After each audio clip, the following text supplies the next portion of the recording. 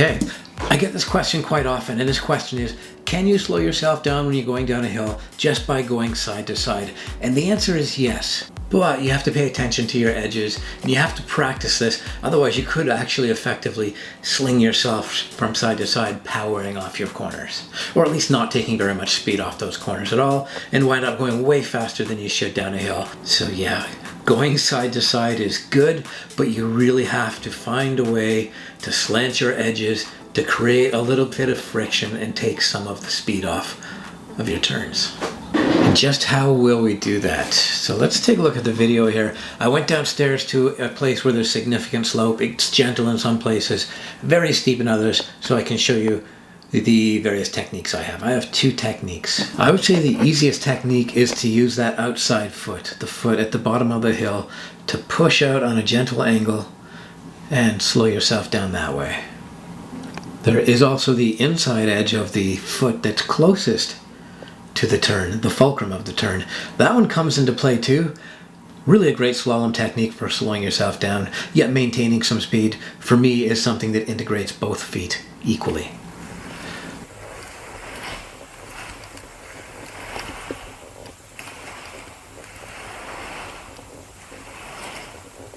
So when you practice, why not just take your time? You can even carve up the hill if you want. There's no need to keep yourself in forward progress just for the sake of pride or for the thrill. Initially, you just want to use that outside foot, jam that outside foot out there defensively. It feels quite natural. So I have to bend that inside leg to get that outside leg out at a gentle angle. It's only when you stay low that you can engage the hip flexors to get that tight turn with the inside turning leg. And when you're in a deep crouch, getting that outside leg to get an edge is so much easier. Standing tall and trying to do a slalom side to side, you're going to trip up because your edges are just going to be too mean. No slip or slide. You'll just grip and catapult yourself sometimes. As well as extending that leg far out in front of me, I'm also giving it a little bit of heel drive. I'm in a semi-snowplow position with that one leg. Also of great importance to my turns, my slalom turns and my edge work like this, is to pop with that hip. If I'm driving that leg out, I have to pop with that hip too. Drive that hip in the direction that I want to go. Both the inside skate and the outside skate on the turn rely heavily on a strong heel drive. It's like I'm directing my skates not by pointing the nose, but by pointing the heels where I want to go.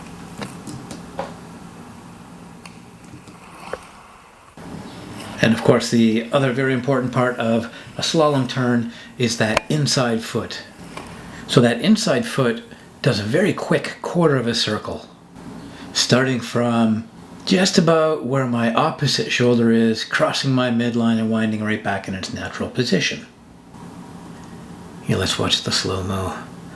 Yeah, that's like a quarter of a circle. And I really am under my opposing shoulder to get a great range of carve. Pushing with that heel, getting a little friction. That foot is inverted,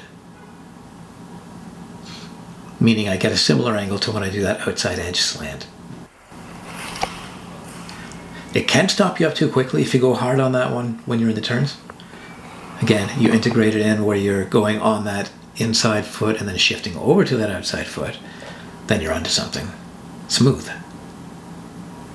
And here they are in coordination with each other on a short line.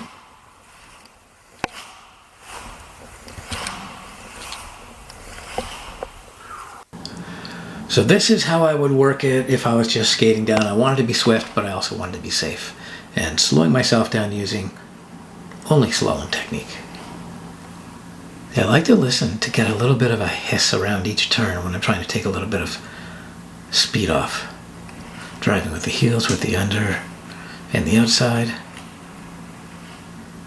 Yeah, that's nice. That's a fun experience, especially auditory-wise, listening to that hiss of friction and wheels.